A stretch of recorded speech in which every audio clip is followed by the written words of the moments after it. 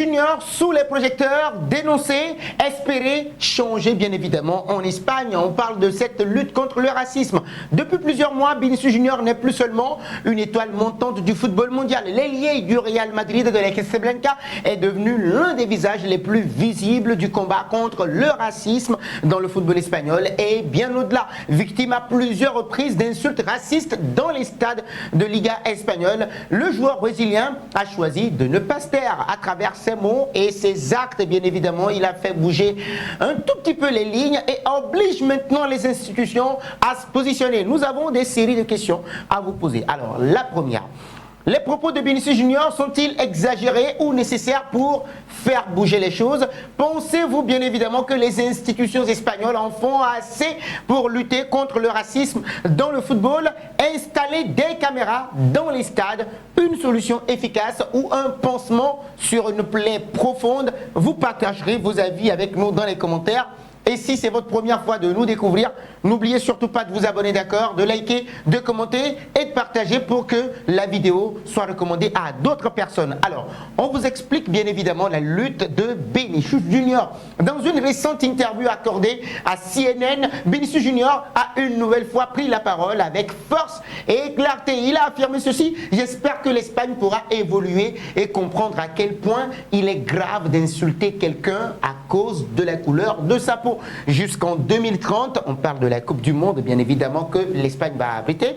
Nous avons une très grande marge d'évolution. Si en 2030, les choses n'évoluent pas, je pense qu'il faut changer de lieu. Alors, par rapport à la Coupe du Monde avec Dixit Vinicius Junior, un avertissement direct, presque un ultimatum à un pays qu'il connaît très bien, mais dont il déplore l'inaction. Ce n'est pas la première fois que Vinicius Junior dénonce publiquement les comportements racistes dont il est victime. Mais cette fois, ces mots pèsent encore un peu plus lourd car ils s'inscrivent bien évidemment dans un contexte international. L'Espagne est censée accueillir aux côtés du Portugal et du Maroc la Coupe du Monde en 2030. Et donc le message est donc clair pour Vinicius Junior. Un événement mondial de cette envergure ne peut avoir lieu dans un pays qui n'a pas réglé ses problèmes de discrimination raciale. Pour autant, Vinicius Junior, on le lui connaît, ne tombe pas dans la généralisation. Dans la même interview, il prend soin de distinguer les actes d'une minorité de supporters du comportement global de la société espagnole. La plupart des Espagnols ne sont pas racistes, affirme-t-il, a-t-il bien tenu à préciser. Mais un petit groupe suffit à salir l'image du pays. Donc une nuance importante qui montre que son discours est réfléchi, posé, mais assez ferme. En réponse justement à ces propos, le ministre espagnol de l'Intérieur, Fernando Grande Marlaska, a réagi avec une certaine émotion. Il s'est dit blessé, oui, bien évidemment, par les paroles du joueur en tant que citoyen espagnol.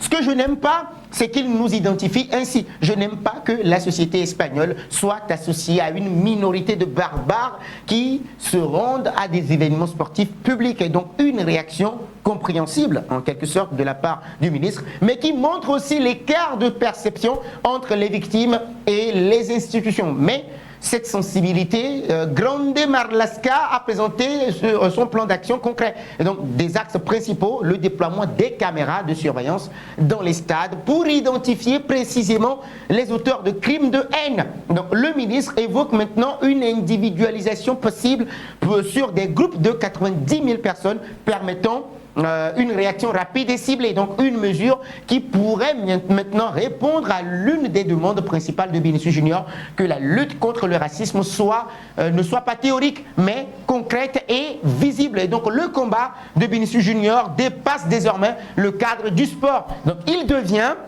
un symbole d'une jeunesse qui ne veut plus tolérer l'inacceptable et qui utilise maintenant sa notoriété pour faire évoluer les mentalités. Donc le fait qu'un joueur aussi médiatisé que lui prenne la position au risque de s'attirer les critiques montre à quel point le sujet est assez grave. À l'horizon 2030, le message est posé. Si Vinicius Junior, en tout cas si l'Espagne veut accueillir la Coupe du Monde, eh bien oui, elle doit d'abord faire le ménage chez elle. Le football peut être un miroir de la société, mais il peut aussi être un levier pour le changer, ou bien la changer. Donc Vinicius Junior est en train de devenir bien plus qu'un joueur, mais plutôt un porte-voix. Les propos de Vinicius Junior sont-ils exagérés ou nécessaires pour faire bouger les choses? Pensez-vous que les institutions espagnoles en font assez pour lutter contre le racisme dans le football?